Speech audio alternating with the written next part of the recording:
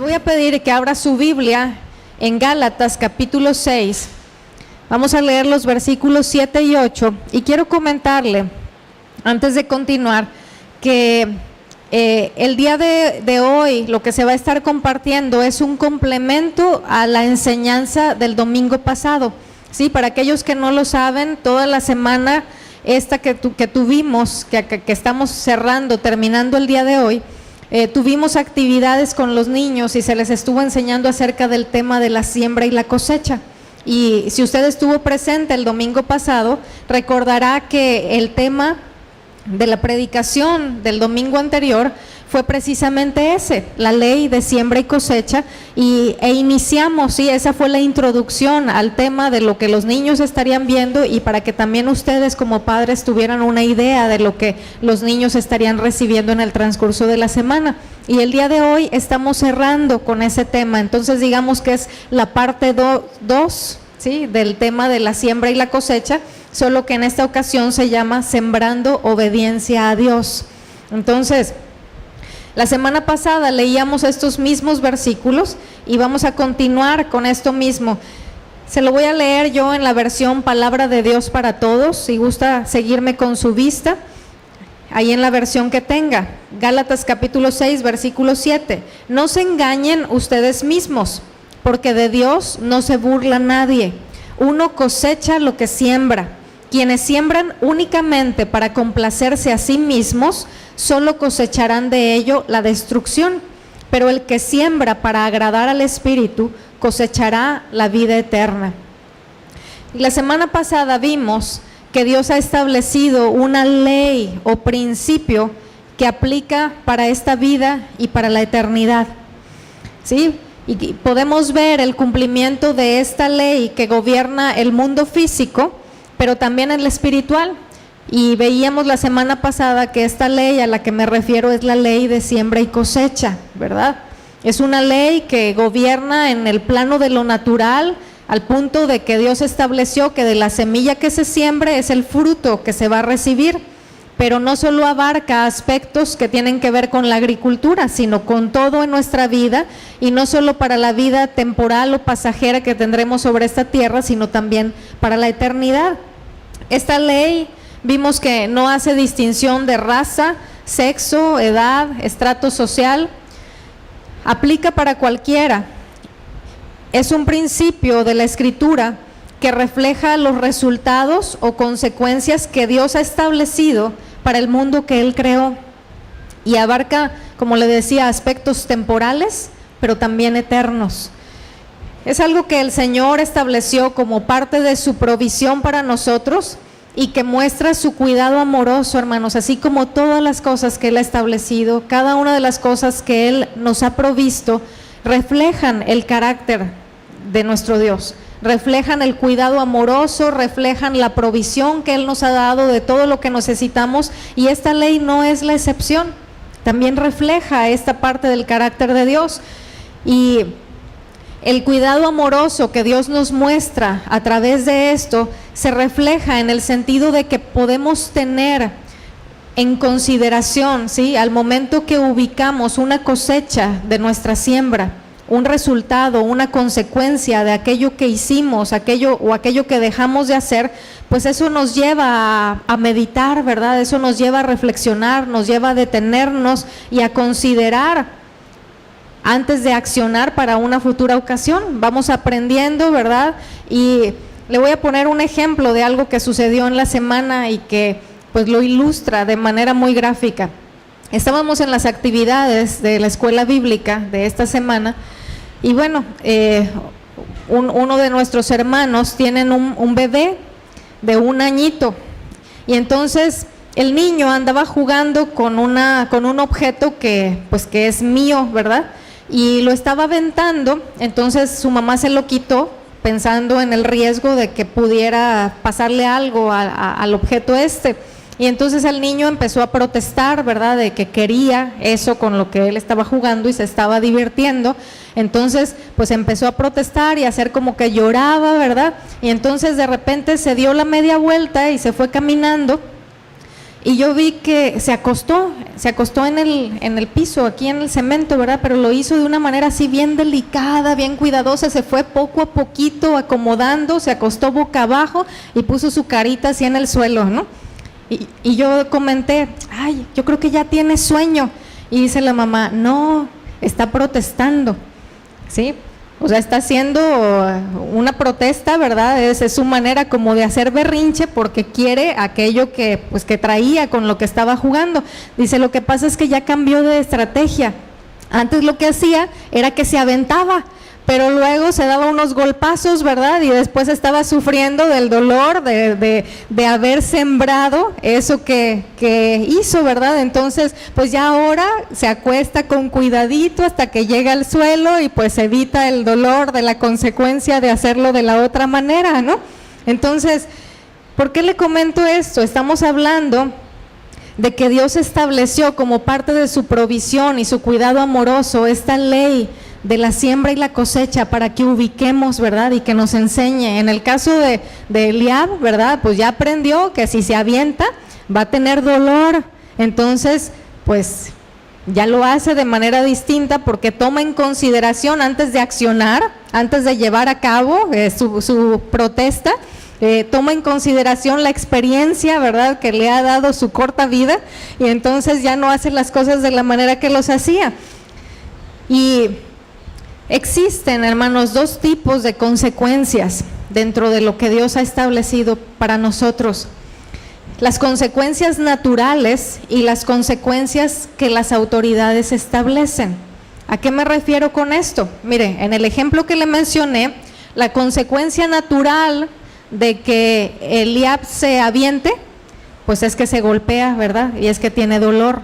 Pero la consecuencia establecida por su autoridad es que no se le da aquello que pide porque lo está pidiendo de una manera inapropiada.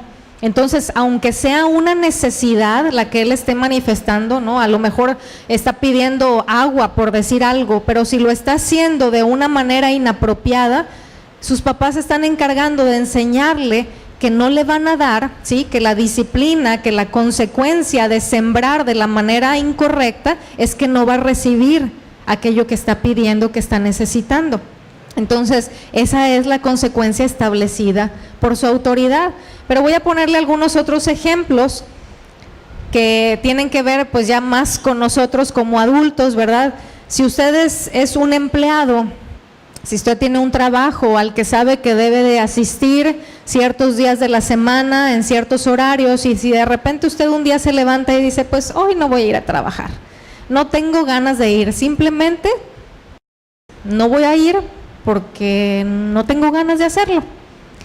¿Cuál va a ser la consecuencia natural de esa decisión o de esa siembra? Pues que su cheque no le va a llegar completo, ¿verdad? No va a recibir el pago por un día que no trabajó y para el cual no tiene justificación. Ahora, ¿cuál va a ser la consecuencia establecida por la autoridad? Pues pudiera ir desde una sanción, ¿verdad? Una llamada de atención, una reprensión, hasta un despido de su trabajo. Esa es la consecuencia que la autoridad en el trabajo va a establecer para usted o para mí si nos conducimos de esa manera. Ahora, otro ejemplo, en otra área, ¿verdad? En otra esfera de nuestras vidas, en lo que es la congregación. Usted sabe que el servir a Dios es un privilegio, ¿sí? Servir a Dios es una honra que Él nos da, es una bendición, es un regalo de parte suya y que debemos cuidar cómo lo hacemos, que debemos cuidar que nuestro servicio a Dios sea en una vida ordenada, una vida consagrada para Él. ¿Y qué sucede si, por ejemplo, un joven o una señorita que están sirviendo en una congregación, de repente deciden ponerse de novio o de novia con alguien que no es creyente? A lo cual la escritura es clara, ¿verdad? Tenemos instrucción de la palabra con relación a esto y Dios nos ha dado su consejo y su instrucción para saber qué hacer. Entonces, pues es una desobediencia deliberada a Dios porque tenemos en la escritura parámetros, lineamientos para ello. Entonces, ¿qué es lo que va a suceder? ¿Cuál va a ser la consecuencia natural de esa siembra? para esa personita, para ese joven, para esa señorita, pues la consecuencia natural va a ser que se va a alejar de Dios, ¿sí? Esta actitud, esta determinación, esta siembra va a afectar su comunión con Dios, va a dañar su vida, va a tener dolor, va a haber consecuencias naturales de esa decisión, pero también va a haber una consecuencia establecida por la autoridad delegada por Dios en la congregación. Si hacemos las cosas con seriedad, sin ligereza, ¿verdad?, conforme a lo que la palabra nos establece, pues la autoridad establecida por Dios en la congregación va a llevar a esa persona a ubicarse en su condición, y le va a ser quitado el privilegio de estar sirviendo dentro de la congregación. Pero luego decimos, qué mala onda, ¿no? Por ejemplo, en el caso del ejemplo que vimos al inicio, ¿verdad?, los sobrinos de Florencio del Campo, uno recibió una buena calificación, el otro reprobó, el otro recibió un 5. Y la actitud que regularmente tomamos, la actitud, la reacción que normalmente tenemos es en contra de la autoridad por esas consecuencias que recibimos al no reconocer que no es más que el resultado de nuestra siembra. Y podemos decir desde ay, qué mala onda el maestro o la maestra que me puso un 5, ¿verdad? Qué mala onda mi papá o mi mamá que estableció esta disciplina, esta corrección. Qué mala onda mi jefe, ¿verdad?, que me sancionó, que me despidió. Qué mala onda el pastor que estableció esta disciplina. Y nos vamos, en lugar de asumir nuestra responsabilidad en el asunto, en lugar de asumir nuestras consecuencias, a ver a quién encontramos como culpable de lo que nos está sucediendo. Y nos conducimos en este sentido siguiendo el camino de nuestros padres en la carne, ¿verdad? ¿A quién me estoy refiriendo? Pues a Adán y Eva.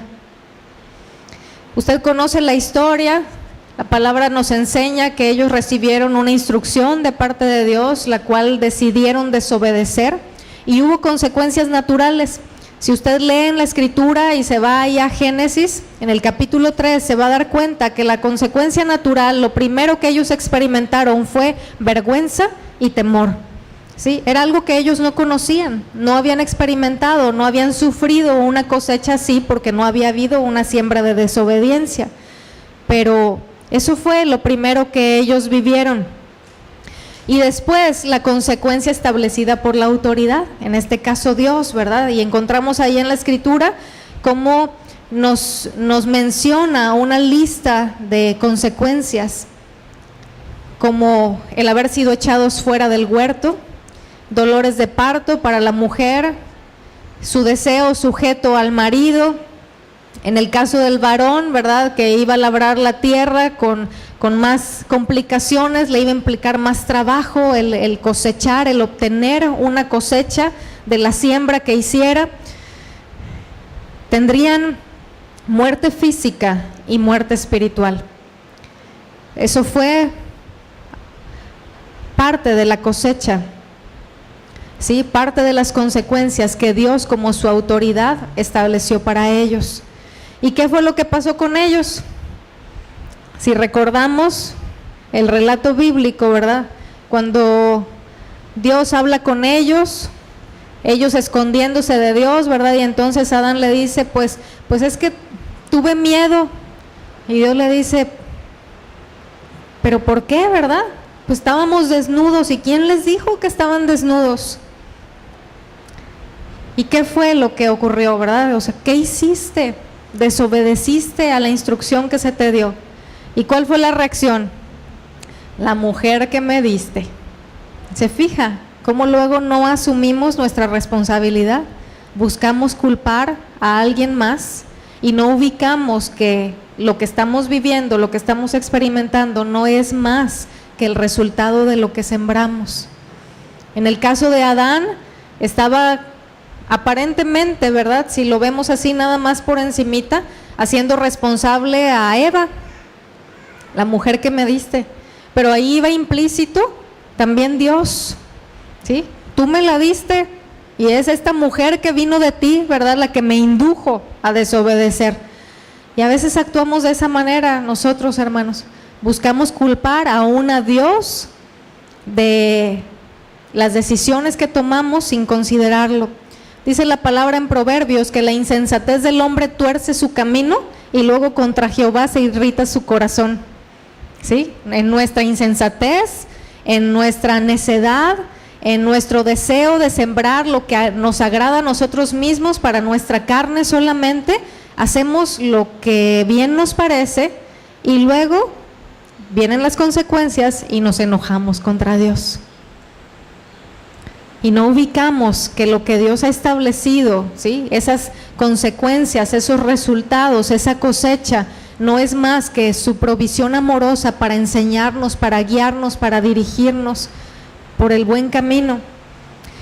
La ley de siembra y cosecha establece consecuencias que produzcan fruto que permanece y forme carácter y valores piadosos para usarse en el reino de Dios. Esto es parte de los propósitos de Dios, que esta ley que Él ha establecido nos ayude para buscar que se produzca en nosotros como fruto carácter, ¿sí?, carácter cristiano, el carácter de Cristo en nosotros y también los valores piadosos que la Escritura nos enseña.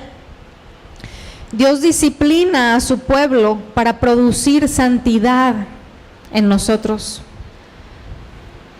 La palabra nos dice en Hebreos capítulo 12, si gusta solamente anotarlo, no vaya para allá, se lo doy como una referencia. Hebreos capítulo 12, los versículos del 10 al 12, nos está enseñando aquí la palabra de Dios acerca de la disciplina de Dios. Y nos dice que la disciplina, dice, al presente no es causa de gozo, sino de tristeza, pero al final da fruto apacible a aquellos que han sido ejercitados en esto. Y la Escritura nos enseña ahí en este pasaje que el propósito de la disciplina de Dios es que participemos de su santidad, que seamos cada vez más como Él.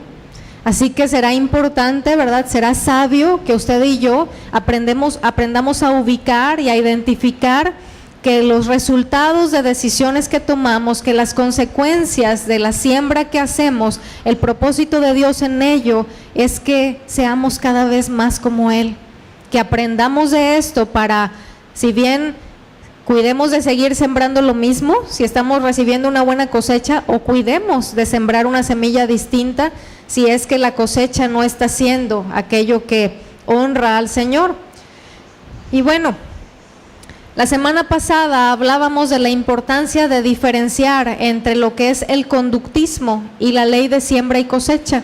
Así que si usted no escuchó la predicación, será bueno que la escuche para que pueda tener esa otra parte, ¿verdad?, de lo que estamos viendo el día de hoy. Pero quiero mencionarle que las tácticas populares del conductismo, sí, mire, el conductismo, para aquellos que no lo tienen ubicado, es un método que ponen el enfoque en la conducta de una persona para tratar de controlar su comportamiento, ¿sí? Como su nombre lo dice, ¿verdad?, conductismo. El enfoque está colocado en la conducta, en lo que se ve en el exterior, pero nunca del corazón, que en realidad es el origen de la conducta.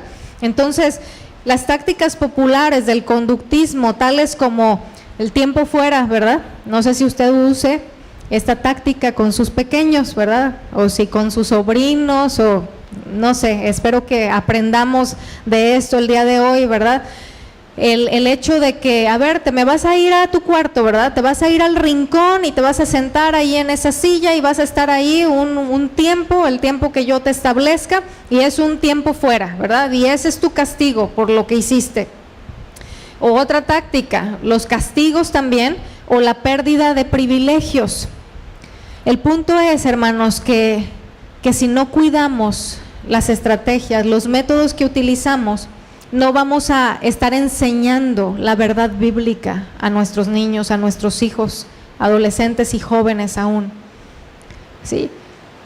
Las tácticas que le mencioné, como el tiempo fuera, los castigos o la pérdida de privilegios, no llevan en sí mismos la verdad bíblica. Entonces, no estamos atendiendo al corazón de nuestros hijos y no vamos a tener en realidad una cosecha que honre a Dios, porque la siembra que estamos realizando no es conforme a lo que Dios establece. Usar técnicas como estas solo sirven como juegos de poder para demostrar nuestro poder de persuasión mediante el despojo de las cosas y privilegios de nuestros hijos. Son consecuencias que tienen que ver con controlar y forzar el comportamiento por motivos equivocados. ¿Cuáles son esos motivos equivocados que podemos tener en el proceso? Las apariencias, la conveniencia, el orgullo, ¿sí? A veces se castiga, a veces se quitan privilegios o a veces se busca controlar la conducta mediante recompensas para los hijos, ¿verdad? Si haces esto, te voy a llevar a tal lugar. Si te comes toda tu comida, te voy a dar un dulce, ¿verdad? Si haces esto otro, te voy a dar permiso para que vayas. Y no entendemos que en el proceso no estamos atendiendo a la condición del corazón que está generando un determinado comportamiento en nuestros hijos. Y solamente estamos queriendo cortar frutos de un árbol, pero no nos vamos a la raíz y con el tiempo pues el fruto va a volver a brotar y quizá con más fuerza, ¿verdad? Porque solamente estamos pretendiendo controlar algo que no es posible llevar a cabo, hermanos. Entonces, el hacerlo con estos motivos equivocados, ¿verdad? Pues para que yo esté cómodo, para que mis hijos no me den lata, para que no me avergüencen delante de otra gente, ¿verdad? Porque, ay, qué penas me hacen pasar, ¿sí? Para que pueda yo estar tranquilo, que no me desgaste innecesariamente. Pues bueno, en todas esas razones, en todas esas motivaciones, ¿en dónde está Dios en el proceso? ¿Sí? ¿En dónde estamos considerando al Señor? No sé si gusten, tenemos cunero para que puedan atender a su bebé y estar ahí en el aire acondicionado. Quizás va a estar más cómodo. Bueno, debemos, hermanos, ser cuidadosos, porque si llevamos a cabo, si hacemos uso de métodos no bíblicos y con motivaciones egoístas, equivocadas, que tienen solamente que ver con nosotros y no con Dios ni con el bienestar de nuestros hijos, vamos a estar plantando semillas de rebelión en el ya de por sí desafiante corazón de los niños, ¿verdad? Ya nacen con un corazón desafiante y nada más vamos a estar alimentando esto. Debemos ser cuidadosos y no confundir la ley de siembra y cosecha con esto último que le mencioné, con el conductismo, con sus técnicas, que se enfoca solo en lo externo, lo temporal y con una motivación egoísta. Ayer yo le decía a los hermanos que vinieron a la clausura de la escuela bíblica, cómo el mandamiento, ¿sí? El quinto mandamiento de la ley de Dios, que dice honra a tu padre y a tu madre, ¿verdad? Que encontramos también ahí en Efesios capítulo 6, que dice para que te vaya bien, ¿sí? Honra a tu padre y a tu madre, que es el primer mandamiento con promesa, para que te vaya bien y seas de larga vida sobre la tierra. Si nos ponemos a meditar en él, ¿en dónde estamos usted y yo como padres en ese mandamiento? ¿Sí? Ciertamente estamos en la parte de que los hijos aprendan a honrarnos, pero el beneficio, la promesa, ¿a quién va dirigida? ¿A los padres o a los hijos? A los hijos, ¿verdad? Entonces, Dios está diciéndonos como hijos, ¿verdad? Que honremos a nuestros padres porque nos va a ir bien. Entonces, cuando usted y yo criemos, eduquemos, instruyamos, corrijamos, disciplinemos a nuestros hijos, tiene que ser con el entendimiento de que lo estamos haciendo para la gloria de Dios, para que nuestros hijos sean para el Señor y también porque en ello les va a ir bien a ellos, porque van a vivir para los propósitos que Dios ha establecido para sus vidas. Entonces debemos cuidar, no tener una motivación egoísta a la hora de sembrar en la vida de nuestros hijos. Y bueno, es importante tener presente, hermanos, que siempre estamos sembrando y siempre estamos cosechando. Y hay un hermano que enseña acerca de algunas áreas en las cuales estamos constantemente teniendo una cosecha, ¿sí? en las cuales de manera continua sembramos queriéndolo o no, y que como consecuencia tenemos una cosecha de nuestra siembra. Y estas áreas pues las menciona también la palabra de Dios, ¿verdad? Y en estas áreas es importante tener ubicados los alcances de nuestra siembra, ¿sí? Es importante que veamos con claridad las diferentes áreas de nuestra vida en donde estamos cosechando de forma continua y que como consecuencia va a haber resultados. La primera de ellas es que cosechamos en nuestra relación con Dios. Cosechamos en nuestra relación con Dios. Y el ejemplo que más ha trascendido del lado negativo, pues ya lo mencioné, ¿verdad? Es Adán y Eva. Lo vemos con mucha claridad, ellos cosecharon en su relación con Dios de manera terrible, ¿sí? De haber estado en amistad con Dios, de haber estado en una relación cercana, estrecha, íntima, ¿verdad? En la que podían verle, en la que podían platicar con Él, a haber sido separados de Él. Cosecharon para mal en su comunión, en su relación con Dios. Y lo mismo sucede con usted y conmigo. Cuando pecamos y no nos arrepentimos con prontitud, nuestro corazón se endurece, hermanos. Y para mantenernos en una postura de desobediencia deliberada, el corazón tiende a endurecerse, ¿sí? Para mantenernos en ese empecinamiento, ¿verdad? En ese aferramiento a seguir desobedeciendo, a no atender a la voz, a la instrucción de Dios, pues nuestro corazón tiende a endurecerse como una determinación de hacer nuestra propia voluntad. Y Hebreos capítulo 3 versículos 12 y 13 nos habla de esto. Se lo leo rápidamente. Mirad, hermanos, que no haya en ninguno de vosotros corazón malo de incredulidad para apartarse del Dios vivo. Antes, exhortaos los unos a los otros cada día, entre tanto que se dice hoy, para que ninguno de vosotros se endurezca por el engaño del pecado, ¿sí? Ya veíamos la semana pasada que el engaño del pecado consiste en creer que no vamos a recibir consecuencias de lo que sembramos en desobediencia, ¿verdad? No moriréis, sino que serán como Dios. Ese es el engaño del pecado, pero nos habla aquí la Escritura que nuestro corazón se puede endurecer por ese engaño, ¿verdad? Pero por el otro lado tenemos el extremo opuesto, ¿sí? Hablando de una cosecha en la relación con Dios, la palabra nos habla de una maravillosa cosecha que tuvo un hombre cuyo nombre es Enoc, ¿sí? Génesis capítulo 5 versículos 23 y 24 dice: Enoc vivió 365 años. Si en algún momento usted quiere recordar cuántos años vivió, pues acuérdese de los días del año, ¿verdad?, que tenemos. Enoc vivió 365 años. Versículo 24, andando en íntima comunión con Dios, y un día desapareció porque Dios se lo llevó. Usted y yo podemos a veces pensar, ay, qué difícil, ¿verdad?, mantenerse perseverando en el Señor, mantenerse en una búsqueda de Él, en una obediencia, porque déjeme decirle que la obediencia de ayer ya quedó ayer, ¿sí? Es cada día. Por eso dice aquí este versículo que leímos de Hebreos, hoy, entre tanto que se dice hoy, ¿sí? Así como las misericordias de Dios de ayer ya quedaron en el ayer y Él las renueva cada día, nuestra obediencia tiene que ser igual.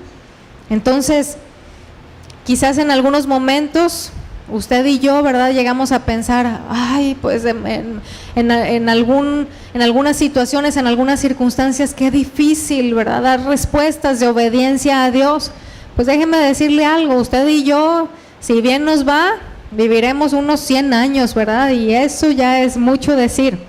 En el fueron 365 años y la Escritura nos dice que caminó con Dios toda su vida, que anduvo en íntima comunión con Dios, hasta que llegó un momento en el que Dios dijo, te quiero acá conmigo, ¿sí?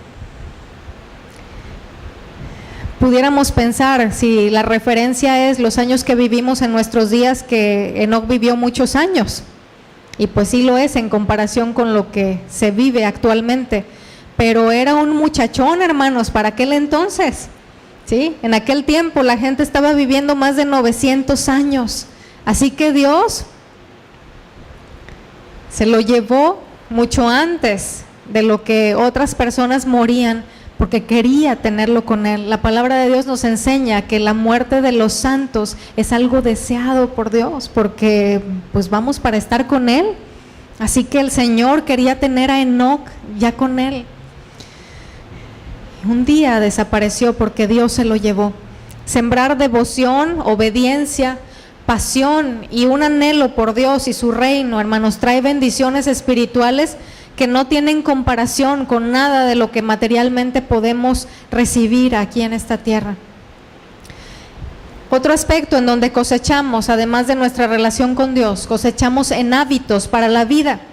Las decisiones diarias que podemos considerar sin importancia, cuando las vemos de manera aislada, van formando carácter, ¿sí? Si en algún determinado momento usted dice, como el ejemplo que le ponía, ¿verdad? Ay, hoy no voy a ir al trabajo porque no tengo, simplemente porque no tengo ganas de hacerlo. Usted lo puede ver como una decisión aislada, ¿verdad? Y ay, pues una vez al año no hace daño.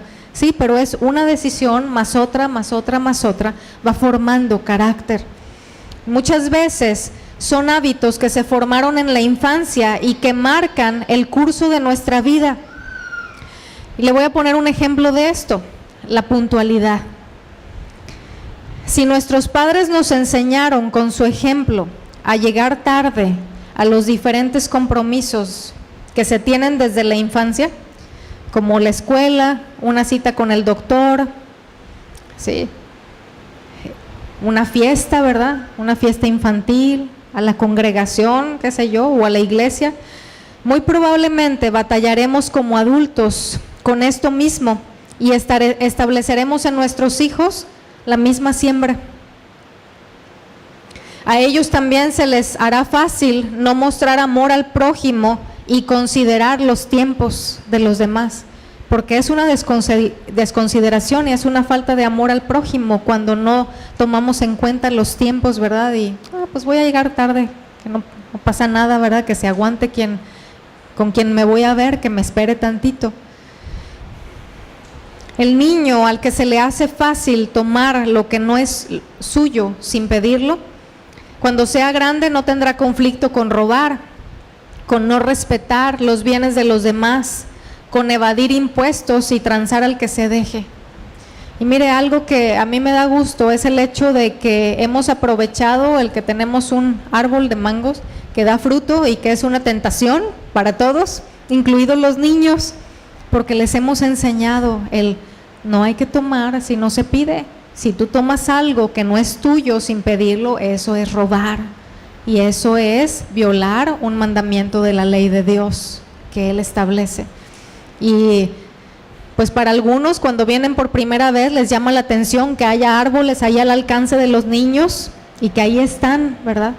Y no los toman. Los niños de la congregación han sido enseñados en eso, pero es solo un ejemplo de muchas áreas en donde hay que instruirles. Cuando alimentamos el egoísmo en nuestros hijos, dándoles todo lo que deseen y permitiéndoles que sean flojos, que no tengan ninguna responsabilidad ni contribuyan en nada en el hogar, cuando sean mayores no tendrán ninguna consideración hacia su esposa y hacia sus hijos, si es que Dios les permite que se casen, ¿verdad? Que formen una familia, solo estarán buscando lo suyo, que me sirvan, que me den, que me atiendan, ¿verdad? Pero no darse a sí mismos. Proverbios 24, versículo 30, en la Nueva Traducción Viviente, se lo leo rápidamente. Pasé por el campo de un perezoso, por el viñedo de uno que carece de sentido común. Vi que habían crecido espinos por todas partes. Estaba cubierto de maleza y sus muros destruidos. Entonces, mientras miraba y pensaba en lo que veía, aprendí esta lección. Un rato más de dormir, un poquito más de sueño, un breve descanso con los brazos cruzados. Entonces la pobreza te asaltará como un bandido, la escasez te atacará como un ladrón armado. Cosechamos, hermanos, en hábitos para la vida. Así que es importante cuidar la siembra hacia nuestros hijos, porque con el paso del tiempo ellos van a repetir eso.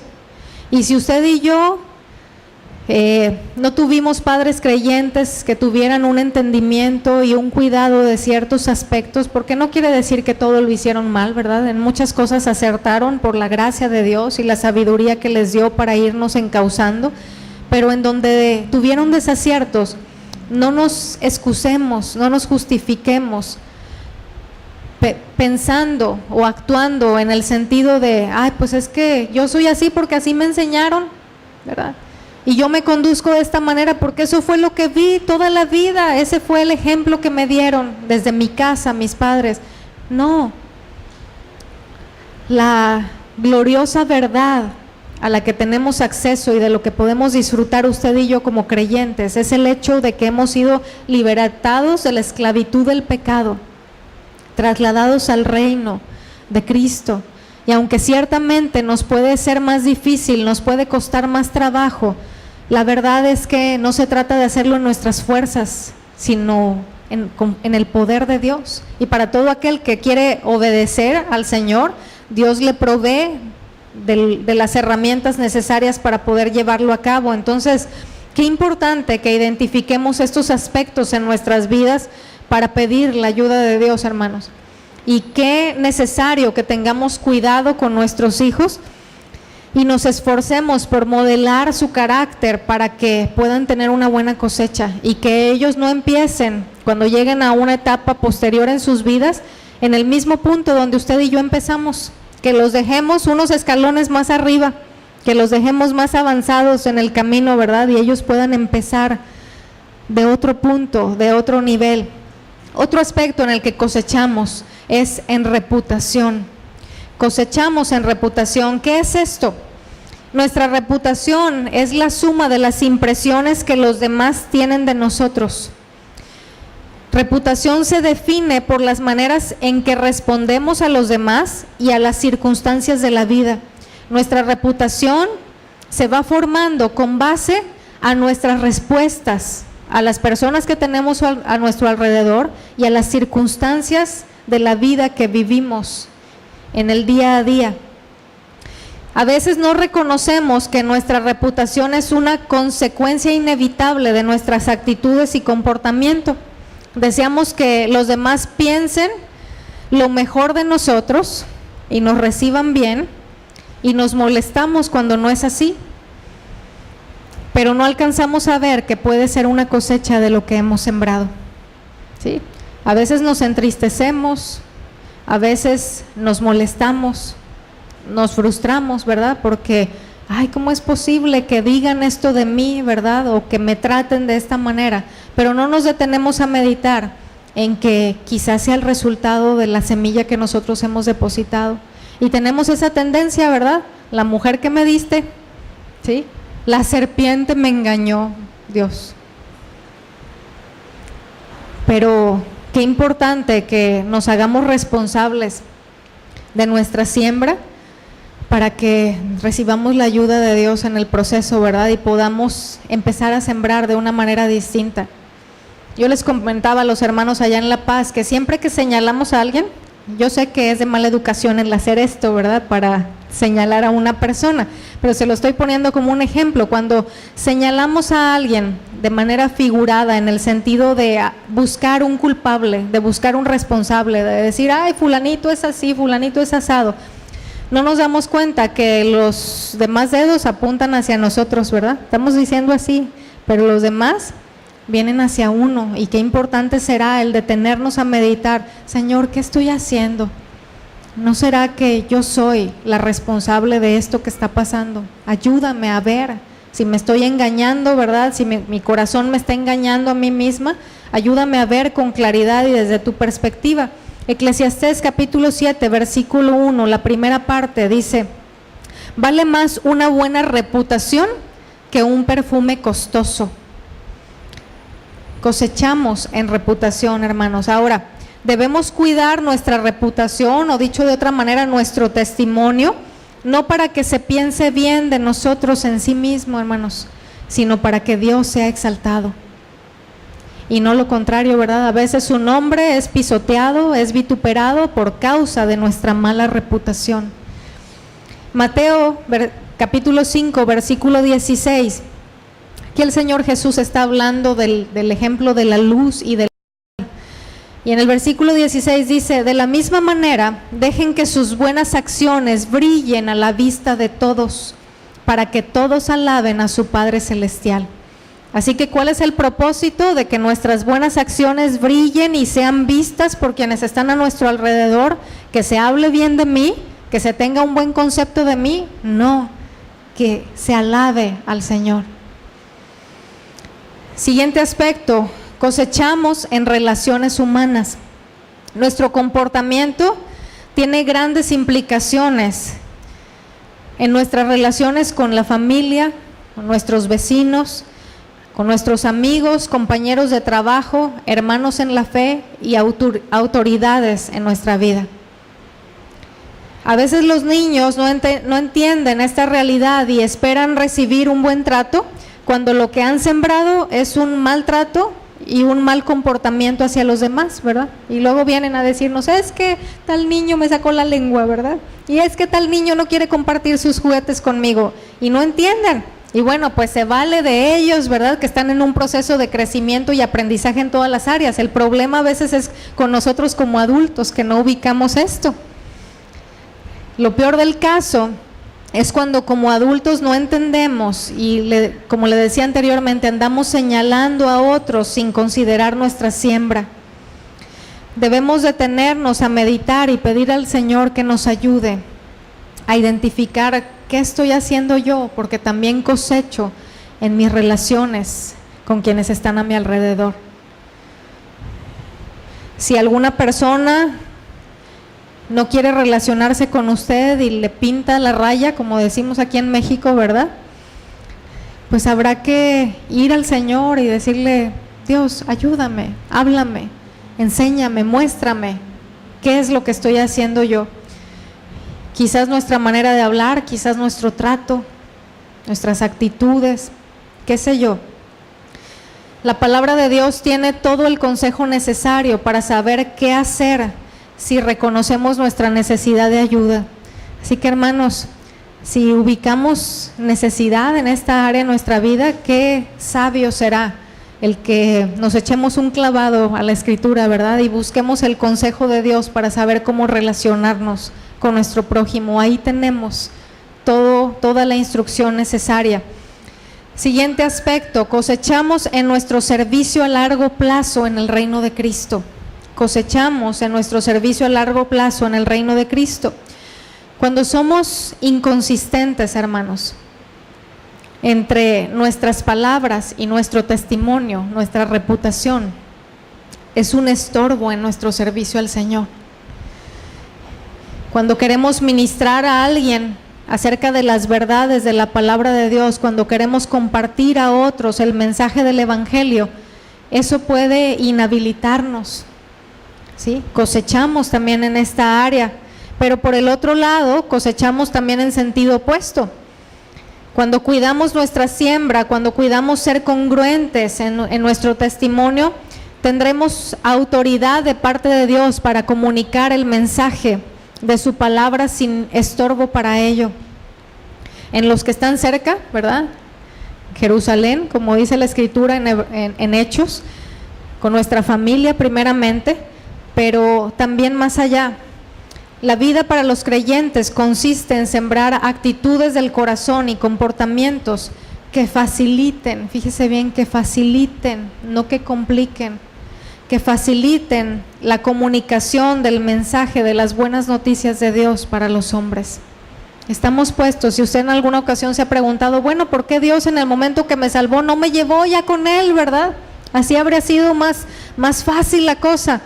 Pues hemos sido dejados para comunicar su mensaje, así que debemos cuidar, no poner estorbo a ese mensaje con nuestro mal testimonio, ¿verdad? Sino lo contrario. Y por último, dentro de estos aspectos o área de cosecha, cosechamos para la eternidad. Cosechamos no solo en lo temporal, en lo pasajero, sino también en lo eterno. Quienes no creen en la realidad de la vida después de la muerte, hermanos, en ocasiones viven sin considerar a Dios y sus mandamientos. Y pudiera ser, ¿sí? No sé si le ha tocado conocer personas así, pero la misma palabra nos habla de gente que vive sin considerar a Dios y aparentemente les va bien, a veces hasta mejor que a los creyentes, ¿verdad? El Salmo 73 nos habla de esto, Asaf ahí lo menciona. Proverbios 11:18 dice: los malvados se enriquecen temporalmente, pero la recompensa de los justos permanecerá. Aquí está hablando de una cosecha para la eternidad. Hermanos, tarde o temprano va a llegar la cosecha de nuestra siembra. Usted no se distraiga con personas a las que aparentemente les va bien, aunque no toman en cuenta a Dios. Dios es justo y va a dar a cada quien lo que corresponde. Entonces, no nos enfoquemos en esto. Hay una cosecha para la eternidad. Y la recompensa de aquellos que hemos sido justificados por la fe en la obra de Cristo a nuestro favor es una promesa de parte de Dios. La Escritura nos dice que la obra de cada uno va a ser pasada por fuego, ¿verdad? Ahí en 1 Corintios, si gusta solo anotarlo, el capítulo 3, los versículos del 12 al 15 nos dice que dependiendo de cómo hayamos edificado, ¿verdad? Si con madera, con heno, con hojarasca o con oro, con piedras preciosas, que la obra de cada uno va a ser pasada por fuego. Nos está hablando de una siembra, ¿verdad? ¿Qué semilla depositaste? ¿Qué elementos usaste para edificar, para construir? Y dice la Escritura que cada uno recibirá su recompensa. Y la palabra nos habla de coronas, ¿verdad? Que serán entregadas a aquellos que recibirán recompensa de parte de Dios en la eternidad, y que esas coronas, el propósito que tienen es que las llevemos delante del Señor, ¿verdad? Que arrojemos esas coronas para exaltar al Señor, que es de lo que se trata todo. Y bueno, ¿quién recuerda cuál es el tema del día de hoy? ¿Quién me puede decir? Ya se perdió, hermano. Tan poquito tiempo pasó y ya no lo recuerda.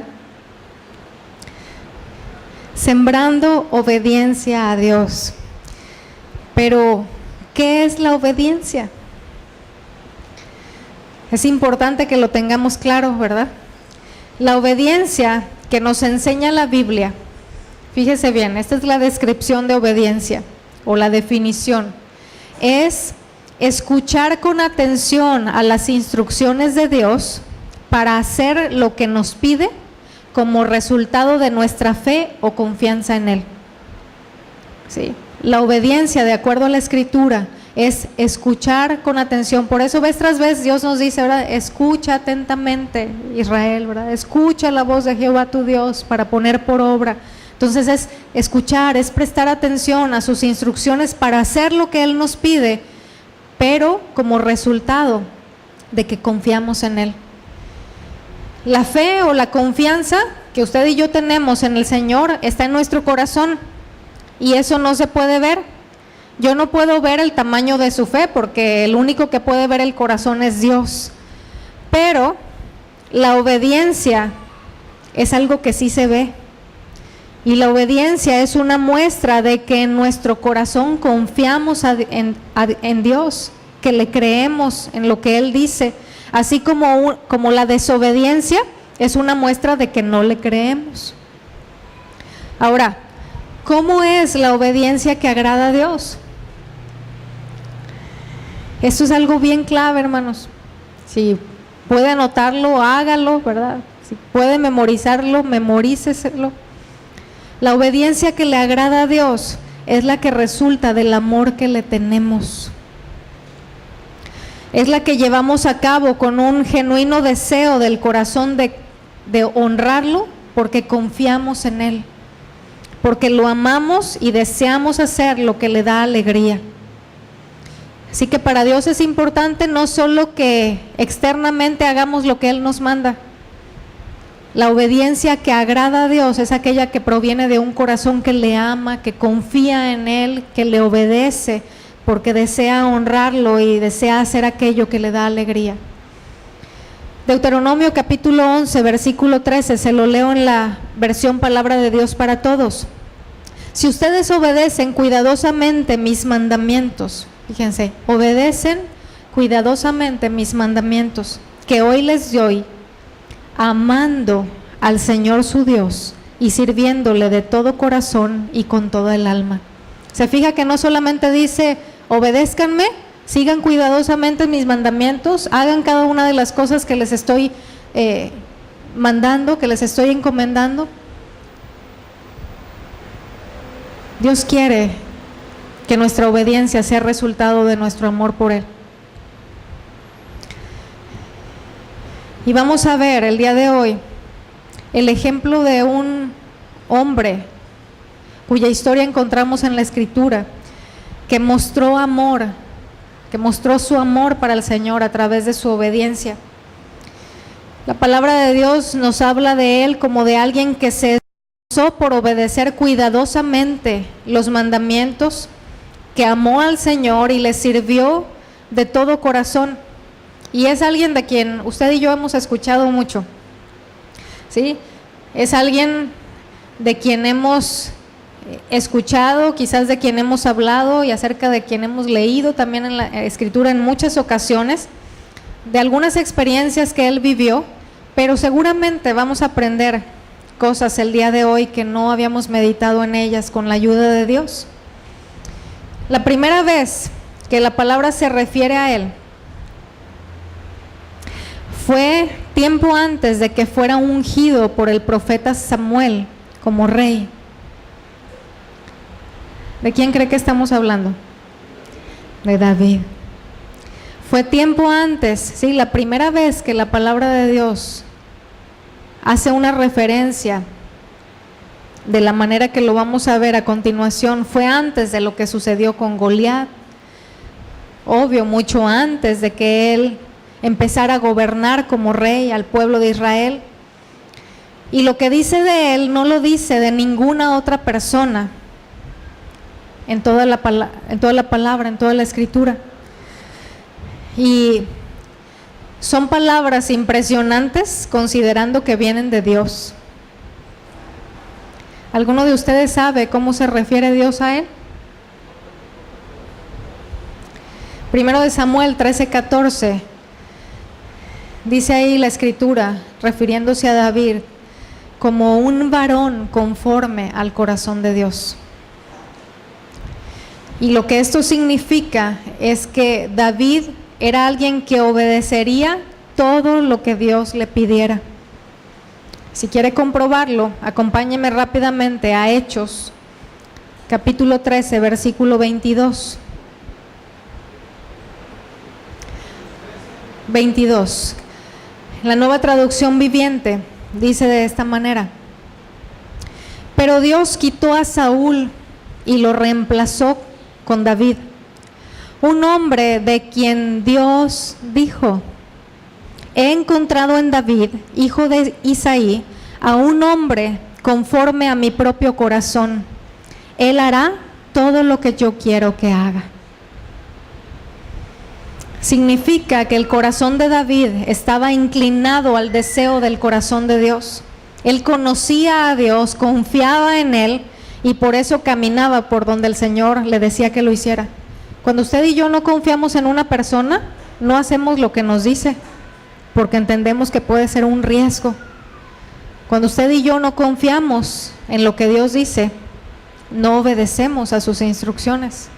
Y el ejemplo más claro de esto fue el de Eva, ¿verdad? No confió en lo que Dios les había dicho. No creyó a la verdad de Dios.